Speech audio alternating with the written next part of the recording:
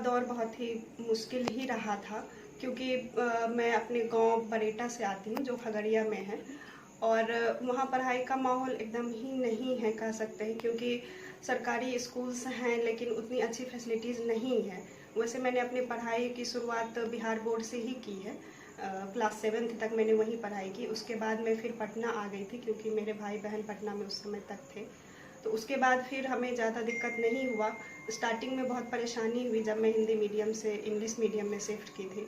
हिंदी को इंग्लिश में ट्रांसलेट करना, हिंदी मीडियम की बुक पढ़ना, फिर इंग्लिश मीडियम की बुक पढ़ना, वो सबसे चैलेंजिंग फेज़ था मेरा, इवन अभी से भी ज़्यादा।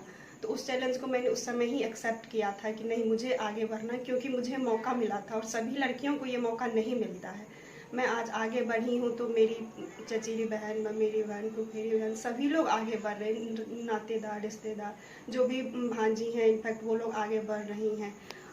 पटना के ही अलग अलग स्कूल में पढ़ रही है, JNU में पढ़ रही हैं। कहने का मतलब हमेशा मुझे लगता था कि मैं रिजल्ट दूंगी तो सभी लोग आगे आएंगे, तो इस मोटिवेशन से मैं हमेशा ही आगे बढ़ती रही थी।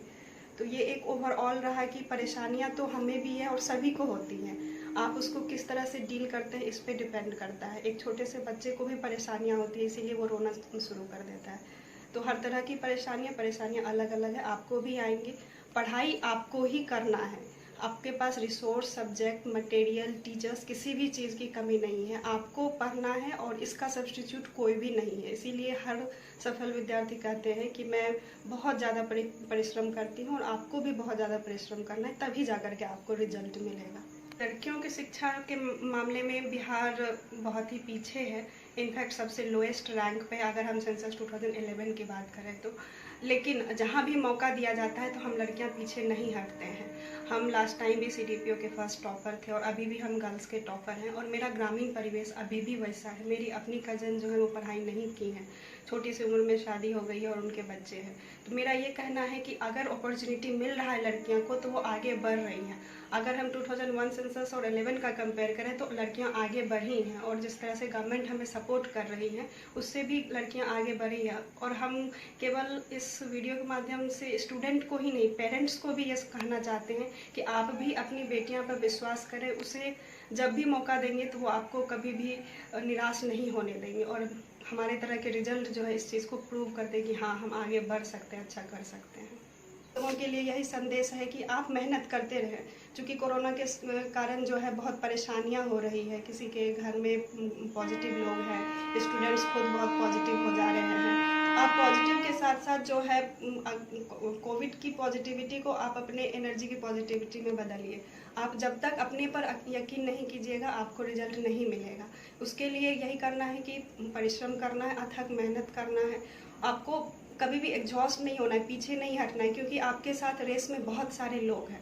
हर साल जो है कम से कम 5 लाख लोग इसके PT में आते हैं, और उसके बाद फाइनल रिजल्ट केवल 1500 हो जाता है। इस तरह से मेहनत करने को आपको ज़रूरत है। अगर आप बैठे रहेंगे तो कोई और स्टूडेंट आपके बदले मेहनत कर लेगा।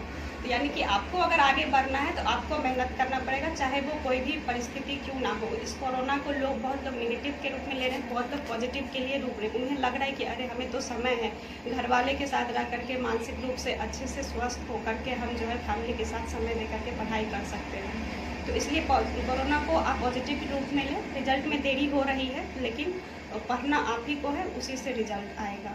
देखिए, खास करके जो बहन की रिजल्ट आई है उससे घर के सभी लोग खुश हैं। जब लास्ट ईयर मेरा रिजल्ट आया था तो सबको लगा था कि मैं आगे बढ़ रहा हूं, तो मेरे पीछे मेरे छोटी सिस्टर भी आगे बढ़े। और मेरे घर में जैसे कि 3 बहन और 3 भाई हैं, तो तीनों बहन सक्सेसफुल हैं, भाई तो सक्सेसफुल हैं ही। और हमें इस बात का गर्व है कि हमारी मदर भी टीचर रही थी और उनके साथ साथ तो उनकी तीनों बेटियां भी सरकारी जॉब में आई हैं।